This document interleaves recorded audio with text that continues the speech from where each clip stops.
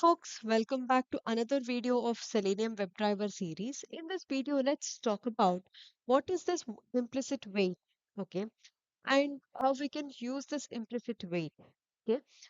So before we begin, if you have not subscribed to the channel, please do subscribe to the channel. Let's begin.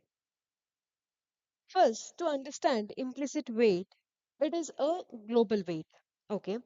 So it instructs the WebDriver to wait for some specified amount of time before it throws the no such exception error message. Okay, when suppose say in the last video we talk about how thread.sleep works. Okay, suppose say you don't want to use thread.sleep because it has certain disadvantages. So if you have not looked at the thread.sleep video, please do watch the previous video so you'll understand.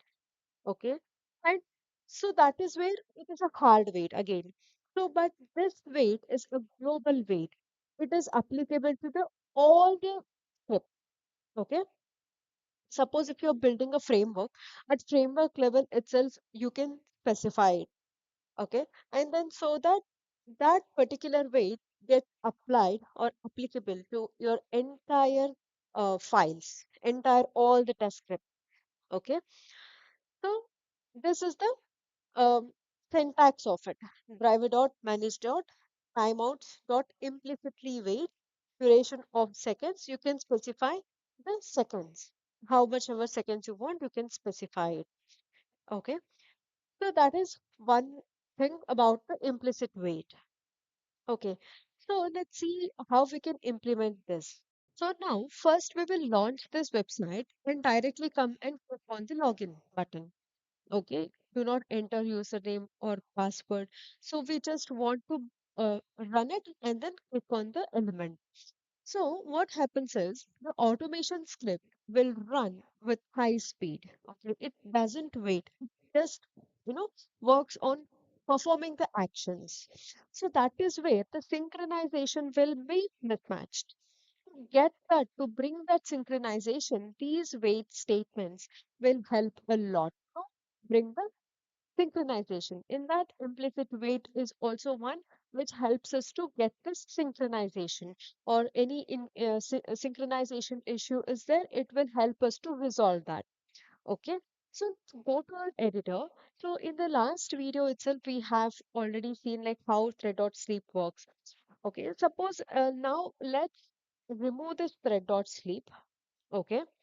And then let's run this code where I'm just launching the browser and then going to this website, maximizing the window, and then finding the element like login button and then performing click action on it. Okay, so you notice that how fastly, how quickly the script runs.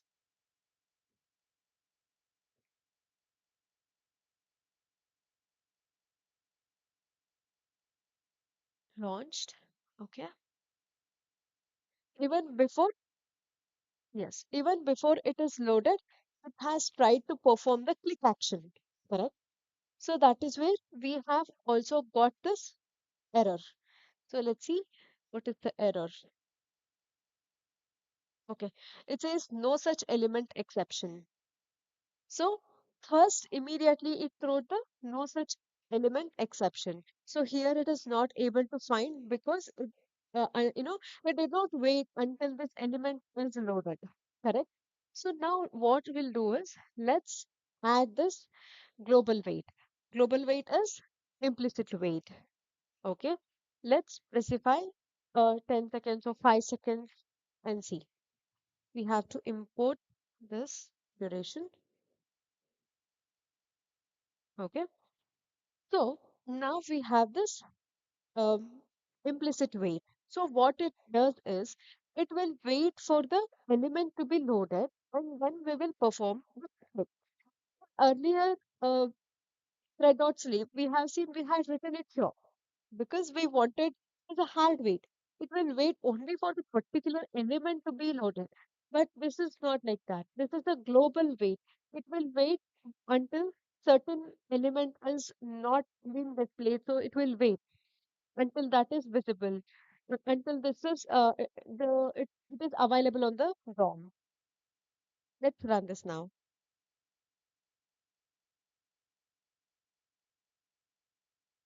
So before you just notice. So now, yes, there is no such element exception, correct? So what we'll do is it completed the execution. So we will add some print statement. So let's add clicked on login. Now we will execute it. So the default time is 0 seconds. Okay.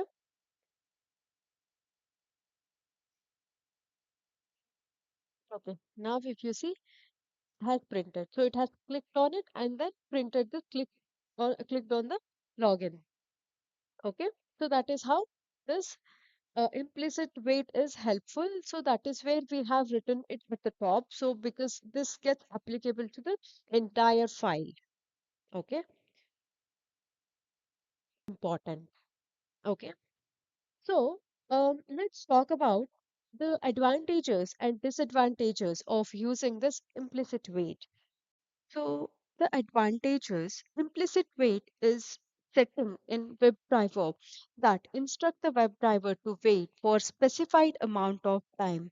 Suppose if I have added 10-second wait, it will wait for 10 seconds. If it is 60-second wait, it will wait for 60 seconds. So implicit wait is set once and it applies to all the elements in the WebDriver instance. So that is what we discussed.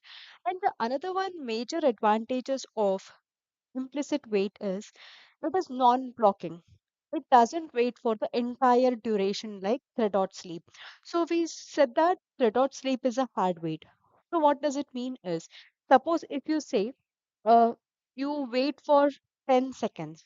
Okay, you ask the WebDriver to wait for 10 seconds. So it will wait for completely 10 seconds, even though the element is visible. In implicit case, what happens is if you have given 10-second wait and it is able to find the element in 2 or 3 seconds, doesn't wait for complete 10 seconds. Rather, it will, continue the execution once after it finds. So the time we can save, it will not completely wait until 10 seconds is completed. So that is a major advantage of using the implicit wait. So there is some disadvantages as well. So it slows down the test execution because it makes the each command to wait a specified amount before continuing. Okay. So which will actually can lead to the slowness in the execution. And it is not suitable for complex scenarios. Complex scenarios in the sense, suppose if you want to check whether the particular element is visible or not, if the particular element is clickable or not. So as it is defined at the global level, you cannot verify it. Sometimes it might not uh, come. So that could be the reason.